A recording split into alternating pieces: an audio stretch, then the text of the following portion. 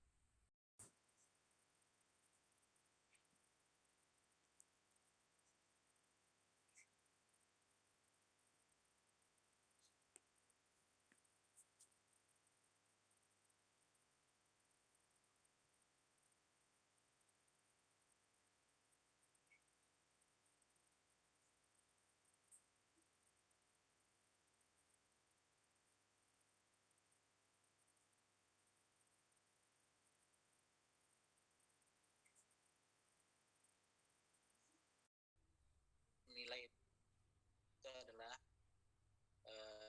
praktek non mengajar, kemudian telah ada kompetensi kepribadian dan ujian mengajar. Jadi nanti ada kompetensi sosial subjektif ya, kompetensi sosial ini jadinya karena kita sebagai seorang calon guru itu penting untuk punya sopan santun misalnya seperti ini juga jadi terkadang kita disuruh mau aja gitu, akhirnya mau saja. Nah ini tapi mungkin eh, untuk hal-hal yang wajar, misalnya teman-teman diminta untuk ngajar, boleh gitu. Tapi untuk ngurus babynya di rumah jangan. Jangan.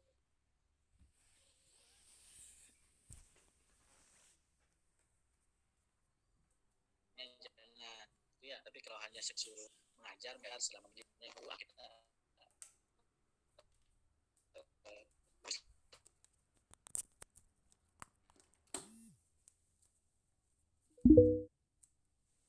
dilakukan. Tapi kalau luar, saya pikir ada di kelas. Oke. Kemudian untuk kompetensi kepribadian termasuk ya.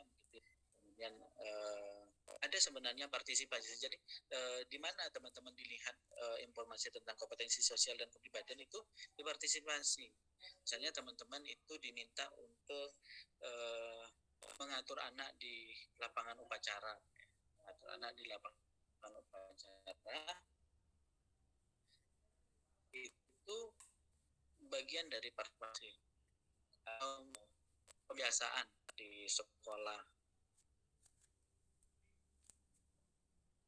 Kebiasaan di sekolah misalnya ada kegiatan yasinan di hari Jumat misalnya. Tapi kalau itu bukan apa ya, misalnya ada kegiatan yasinan hari Jumat, teman-teman disuruh baca yasin, tapi teman-teman Nasrani, ya nggak usah.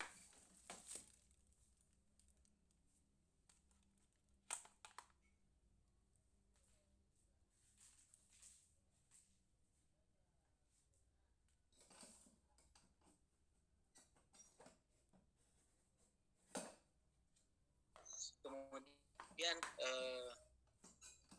dari dosen pembimbing itu ada penilaian telah kurikulum, RPP, ujian mengajar, laporan akhir, laporan awal, laporan akhir. Ini terkait dengan observasi ya, nanti akan ada form observasi yang teman-teman harus buat, mungkin dalam bentuk rangkuman atau yang lainnya akan dilihat oleh dosen pembimbing. Yang jelas ujian mengajar itu akan dilakukan dinilai oleh dosen pembimbing. Sedangkan UPLP sendiri itu akan menilai artikel individu dan laporan kelompok. Maka kemudian UPLP hanya sekitar 20% saja memberi nilai kepada teman-teman. Apakah nanti kemudian artikelnya itu kita akan cek plagiasinya, penilaiannya, atau melihat-lihatnya, karena sudah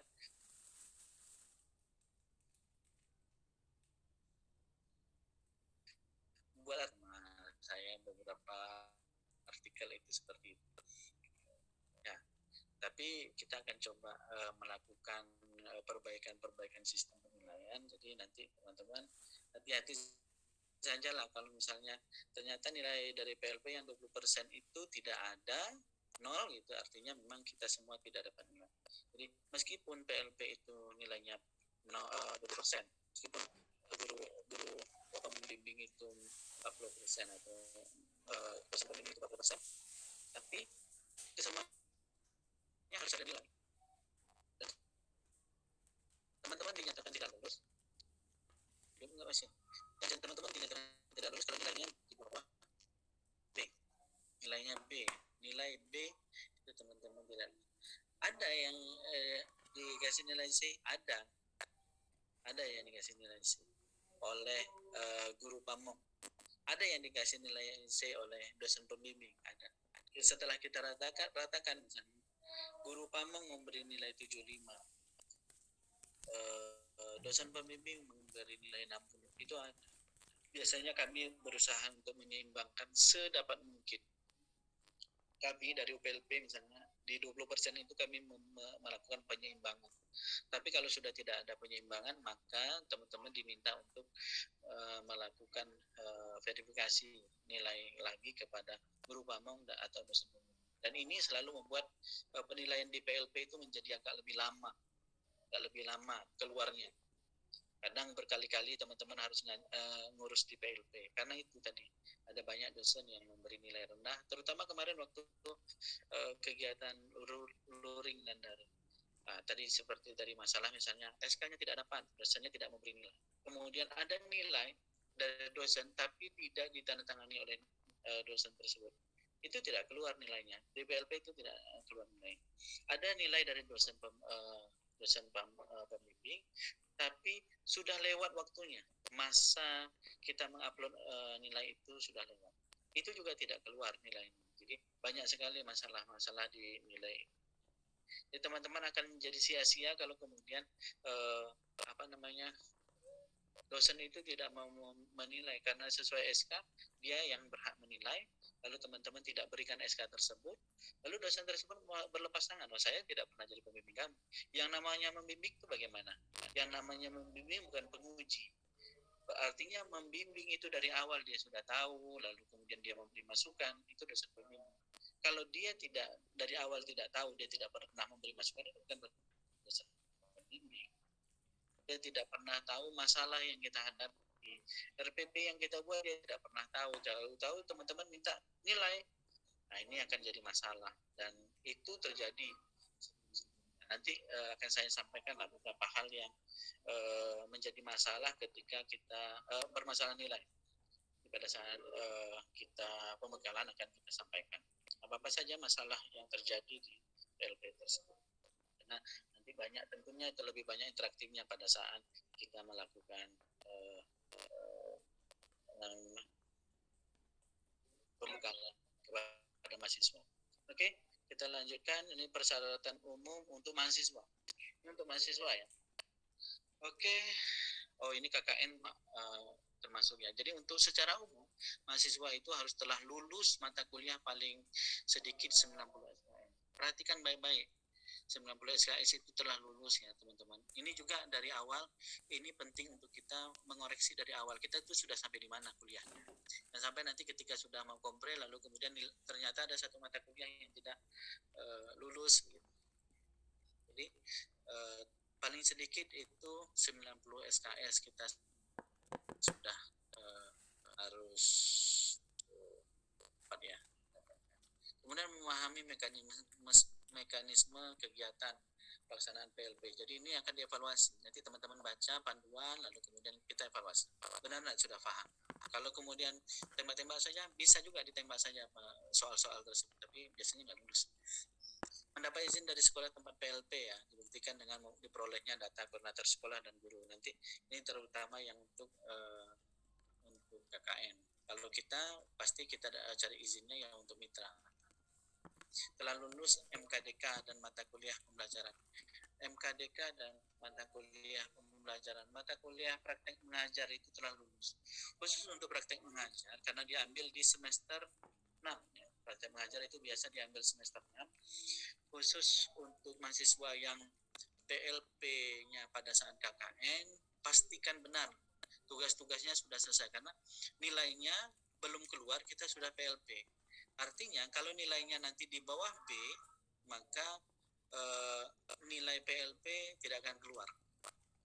Kita akan minta prasyarat misalnya nanti di akhir sebelum nilai keluar, kita akan minta upload bukti nilai PLP praktek pengajaran, praktek pembelajaran. Praktek pengajaran itu akan kita minta, atau kita langsung dapatkan informasinya dari akademik. Ya, ini seperti telah lulus mata kuliah pembelajaran mikro dengan nilai minimal B. Kalau nilai C, haraplah ya, namanya tak mungkin untuk dapat nilai. Itu ya. Kalau KKN ini bisa disesuaikan dengan syarat-syarat dari IPPM. Kita tidak ganggu gugat terkait dengan PLP. Saya memang menyarankan untuk teman-teman yang PLP sekaligus PLP terintegrasi, itu saya sarankan dosen pembimbing lapangan DPL KKN-nya itu dari FKIP, sehingga ketika kita sampaikan kita ada program PLP agak lebih mudah. Karena pastinya ada perbedaan waktu untuk PLP dengan KKN itu. Silam KKN itu 40 hari ya, jarang 40 hari. Dan kita pulang nanti setelah 45 hari, misalnya 46 hari. Yang ngapain di situ nanti, tentu yang seperti itu perlu dikomunikasikan dengan dosen KKN.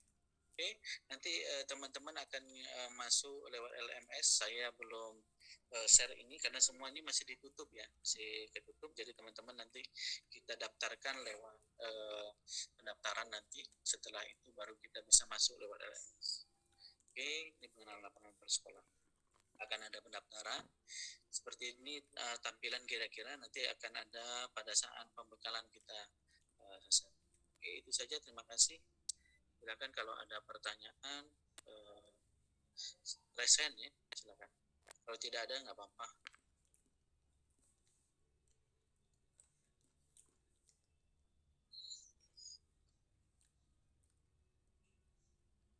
Silakan, Rara Septia kayaknya ya, yang sudah resen ya. Iya. Silakan. Iya Pak, izin. Ya, silakan.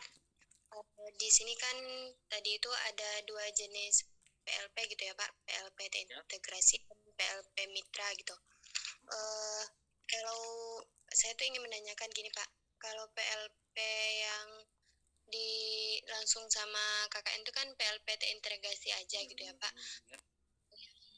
KKN pedagogik itu gimana Pak, yang sekalian sampai itu juga nggak ada ya Pak tahun ini?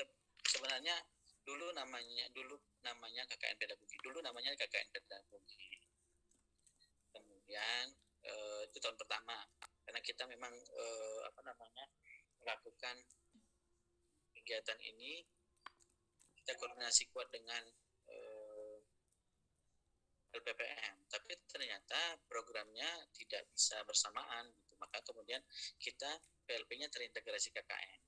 Tapi karena kepanjangan kali namanya ya terintegrasi saja, karena bisa jadi terintegrasinya bukan hanya ke KKN tapi kepada kegiatan lain, misalnya pengabdian, bisa jadi pengabdian saja, pengabdian dosen-dosen di DFK ini kan ada, kemudian bisa dilaksanakan PLP di situ ya silakan.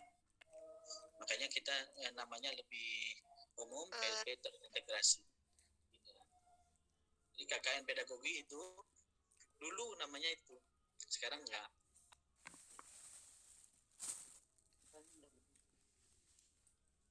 Orangnya enggak kelihatan wajah. Bapak silakan gitu ya Rara.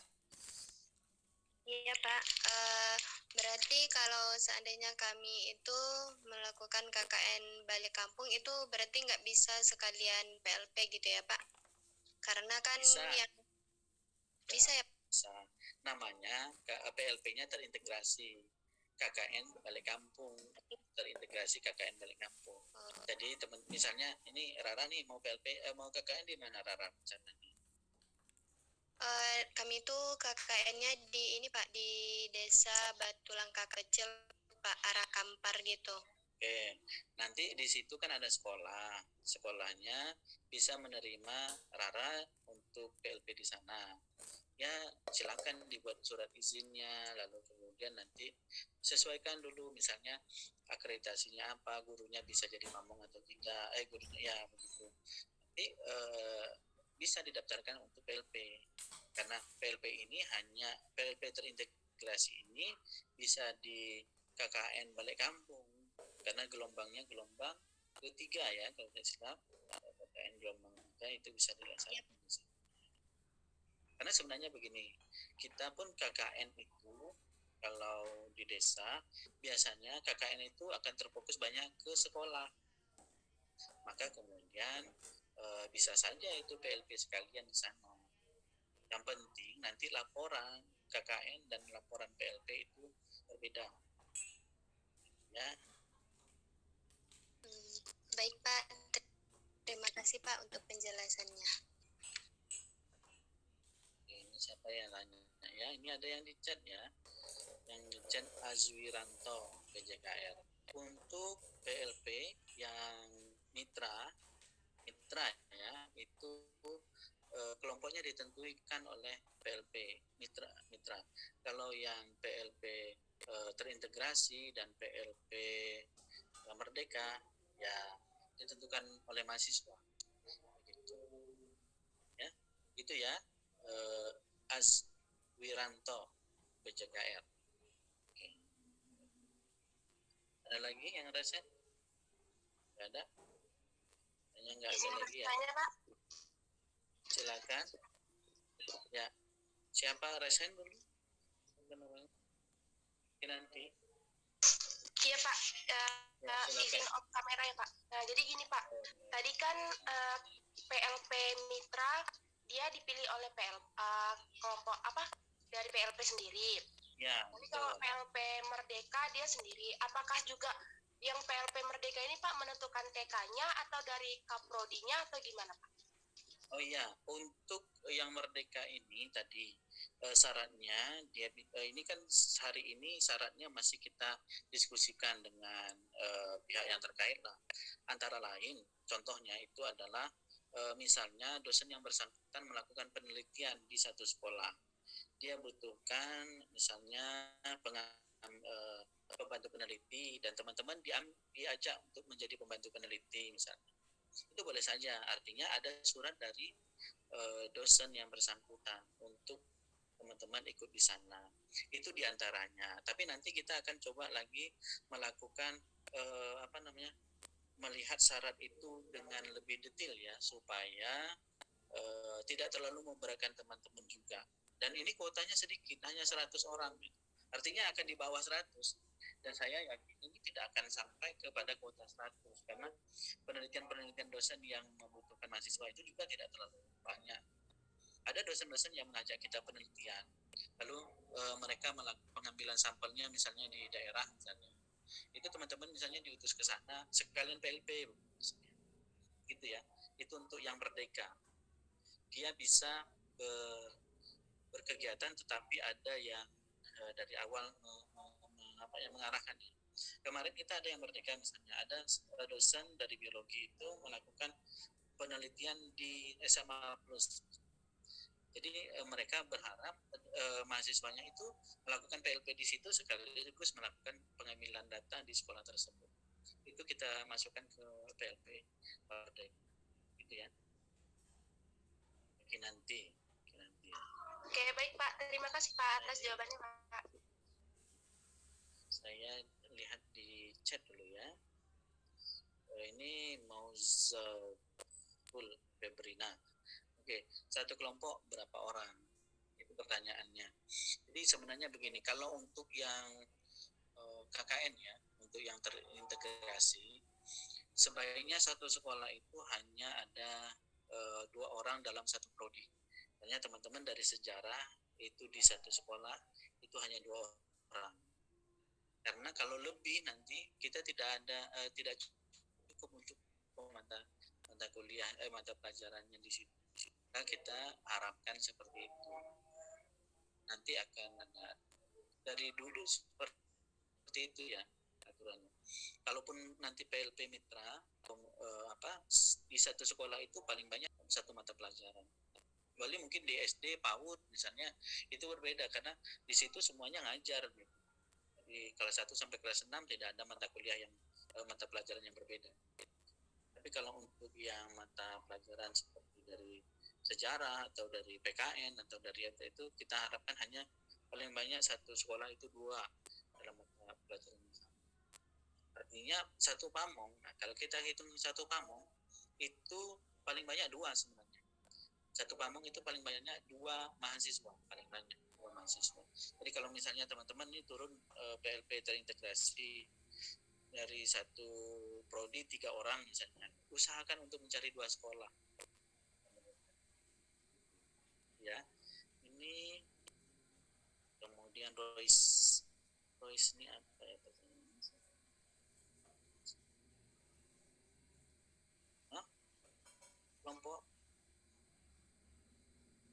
Kelompok PLP bisa sama.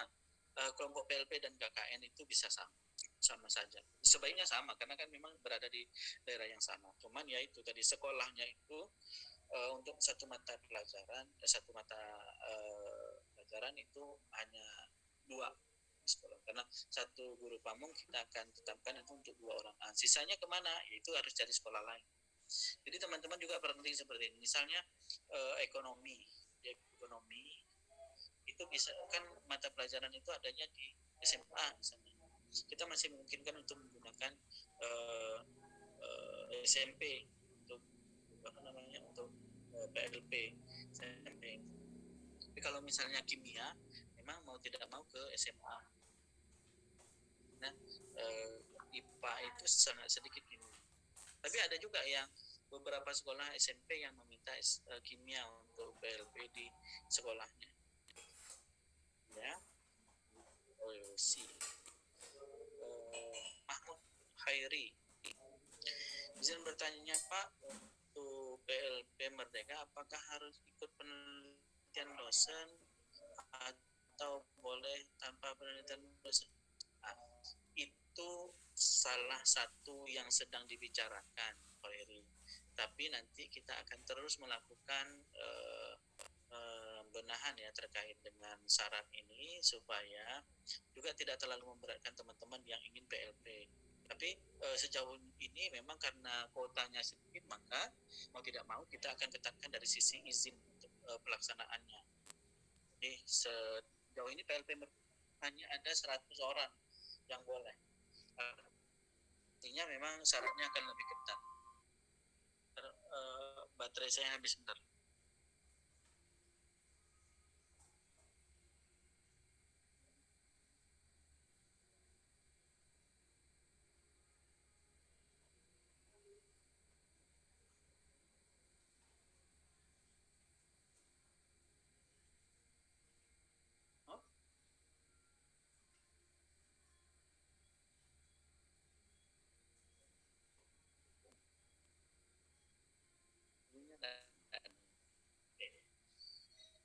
Baik, kita lanjutkan lagi ya.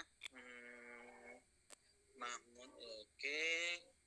Tri Susan, izin bertanya Pak, kalau PLP sambil penelitian sebaiknya ikut PLP Mitra atau PLP Merdeka Pak? Oke, ini penelitian siapa ya? Atau sudah ada proposal? Mungkin bisa jadi ini jadi salah satu persyaratan misalnya. Teman-teman yang sudah proposal misalnya itu akan melakukan penelitian. Jadi yang sudah proposal akan melakukan penelitian, maka bisa jadi itu akan kita usulkan juga masuk ke dalam PLP Merdeka. Karena ini cukup bagus ya, PLP sekaligus penelitian di sekolah. Artinya memang proposalnya itu sudah diseminarkan. Jadi ini akan menjadi salah satu masukan bagi kami untuk mengajukan untuk syarat PLP Merdeka. Ya, terima kasih Tri Susan ya. Jadi saya juga akan memasukkan ini sebagai bahan diskusi. Kira-kira ini bisa nggak ya kalau mahasiswa sudah proposal, lalu kemudian bisa penelitian sekaligus PLP. Oke, makasih Trisesan. Lalu Siti izin bertanya Pak, untuk PLP Merdeka hanya bisa diikuti oleh mahasiswa yang mengikuti penelitian dosen. Nah, tadi seperti tadi ya, ini sedang didiskusikan, nanti akan kita informasikan lebih lanjut ya informasinya. Izin bertanya Pak, untuk yang sudah melaksanakan KKN pada semester 4, apakah boleh mengambil terintegrasi? Ya, terintegrasi kemana? Tidak ada, pasti harus mitra, paling tidak Merdeka lah ya, saya bilang ya, karena sudah KKN ya, sudah terintegrasi, tidak bisa lagi. Kan nggak mau KKN 2 kali kan. Inginnya Pak KKN 2 kali, kenapa? Asik KKN ya, mata kuliah paling mengasihkan itu KKN sekaligus ada menang. Oke, apalagi kalau KKN-nya di Desa Penari, saya juga ngikuti. Oke, izin bertanya Pak, untuk PLP Merdeka kemungkinan penelitian dosennya juga tidak memerlukan banyak orang untuk satu sekolah. Jadi untuk anggota kelompok lainnya itu bagaimana? Atau kelompok PLP Merdeka ini bisa gabung dengan kelompok mitra? Enggak. Jadi tetap saja sendiri. Jadi karenanya juga Merdeka, lalu kemudian dosennya hanya butuh 1 orang, ya sudah sendiri saja. Kan masih memungkinkan untuk PLP di situ sendiri. Ya. Daerah penetapan PLP mitra itu berdasarkan apa Pak? Domisili atau bisa dipilih daerah? Sepertinya kita akan tetapkan itu di Pekanbaru ya untuk yang mitra. Semua daerah. Jadi teman-teman begitu kita letakkan ya tetap nanti kita akan mempertimbangkan daerahnya, tapi sekali lagi itu kita minta bantuan ke prodi. Biasanya prodi punya kebijakan sendiri. Misalnya ya, kemarin ada beberapa prodi yang menyerahkan kepada mahasiswanya mau pilih mana gitu. Jadi penetapan daerah itu sebenarnya kita arahkan ke prodi. Nanti prodi lalu kemudian berkoordinasi kepada mahasiswa. Ini mau letak di mana? Nah itu ada banyak prodi yang bijaksana seperti itu. Jadi tetap mahasiswa dilibatkan untuk menetapkan daerahnya. Oh saya tidak mau sini, tidak mau sini. Karena kita pasti kasih kuota. Kita lanjutkan dari Aprilinia. Izin, misalnya saya ingin mengambil PLP terintegrasi dan telah lulus, sedangkan nilai saya praktek pengajaran di bawah B, nilai tak akan keluar. Itu apakah kami akan mengulang PLP lagi atau gimana Pak? Buktinya jadi tidak lulus PLP-nya. Makanya saya dari awal sampaikan, untuk yang PLP terintegrasi, tolong perhatikan dengan baik nilai praktek pengajaran. Tolong perhatikan tugas-tugasnya, tolong perhatikan supaya aman nilainya. Kalau bisa di lobby dosennya supaya tidak nilai C yang keluar. Nah, dari awal kita sampaikan itu. Sekarang ini kan memang waktu yang tepat saya menyampaikan karena ini di minggu ke-15. Teman-teman masih ada waktu 1 pekan lagi untuk memperbaiki kalau ada yang kurang dari praktek pengajaran. Kemudian kerohanian, Indah Puji. Waalaikumsalam. Saya bertanya, apakah program kampus mengajar bisa konversi dengan PLP Pak? Itu tergantung kepada teman-teman dan penanggung jawab kampus mengajar. Dan saya sejauh ini tidak mempermasalahkan kemana konversinya. Saya tidak mempermasalahkan konversinya karena nilainya tidak lewat PLP, biasanya begitu. Nilai itu langsung ke akademik. Jadi saya tidak karena tidak dilibatkan ya, jadi saya tidak tahu. Gitu ya, Indah.